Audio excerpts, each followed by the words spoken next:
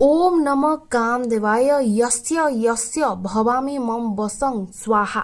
एही मंत्रटी को जी उच्चारण करी सिद्ध करदेव निज पसंदर से ही स्त्री बा झील को पाई परिबो, पटई परिबो एवं ताठारु मन मुताबक काम मध्य हासिल करि परिबो। हाँ आज्ञा, जदि आपण अनेक प्रकार वशीकरण उपाय करी करी थकी गलेनी किंतु निज पसंदर से स्त्री बा झील को पटई पारु नाहंती, तेबे आउ चिंता करंतु नाही, काहेकि ना आज एही वीडियो माध्यम रे मु आपनकु बतैबी एमिति गोटे शक्तिशाली वशीकरण उपाय जहां प्रयोग करी निज पसंदर से स्त्री बा झील को पटेवा सहित ताठारु मन मुताबक काम मध्य आपण सबुदिन पई हासिल कर परिबे, ताकु निज बसरे करि परिबे, निजर सबु इच्छा को पूर्ण करि परिबे। जेउ झील बा स्त्री को आपण देखिले डरुथिले, निज मन कथा कहिया पई पछउंचा देउथिले, आ चिंता करंतु नै, से निजे पटिबो, निजे आसी आपण कहिबो जे से आपण को भल पाउची। देबे एई विधि को किपरे करिवे, केमिति करिवे, सब किछि मु डिटेल्स रे वीडियो माध्यम रे जणाई देबे। नमस्कार फ्रेंड्स, ओडिया फंडा चैनल को आपण समस्त को स्वागत। तेबे सर्वप्रथमे देखंतु, बिना किछि विशेष सामग्री रे ए उपायटी मु करिया को जाउची। खंडे सादा कागज, नाली कलर पेन किमा मार्कर नै आसीबे। जेउ भी स्त्री बा झियो को आपण बसीभूत करबा को चाहुचंती, सर्वप्रथमे ता नाटी को एठारे आपण लिखि देबे। मने कर ता ना होची रीता, इटी बसंग लिखिबे, इठी लिखिबे निजर ना, मनकर आपण को ना होची बापी। एतिक लिखला परे मो वीडियो आरंभ रे जो मंत्रटी कहिची से मंत्रटी को एठारे लिखिबे। ओम नमः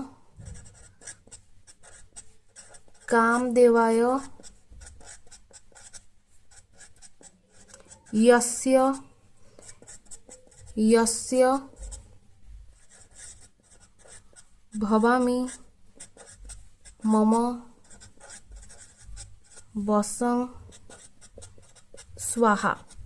मु आपण मानक पाखरो देखि दउछि, आपण माने चाहिले स्क्रीनशॉट मध्य नै परंती। केवल एतिक जिंस लिखिला परे एबे आपण कोन करिवे, केमिति करिवे, मु ता बतै दउछि। सर्वप्रथमे कागजटी को सामने रखिबे एवं सही स्त्री व झियो जहा को आपण बसीभूत करिया को चाहुचंती ता नाटी को आपण लगातार 21 थर उच्चारण करिवे एवं 21 थर उच्चारण करि सारिबा परे 2 रु 3 मिनिट पूरा ता विषय भाबिबे।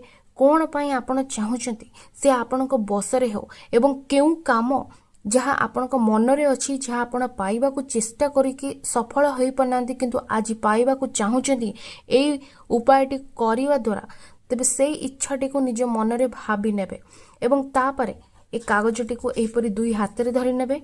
मंत्रटी को पढ़िबे। ओम नमः कामदेवाय यस्य यस्य भवामी मम बसं स्वाहा। तबे मंत्र को आपण केते थर उच्चारण करिवे, केवल 21 थर पढ़ी नेबे। तबे 21 थर पढ़ी सारिबा परे कागजटी को भलो भाबरे मोड़ी नेबे।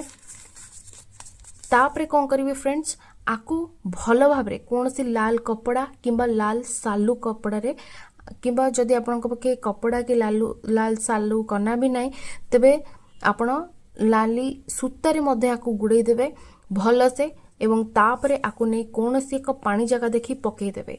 एतिकी करिवा परे आपण को कोन करियर अछि, निज घर को फेरिबार अछि एवं घर को फेरी आसला परे आपण गुट्टिए काम करिवे।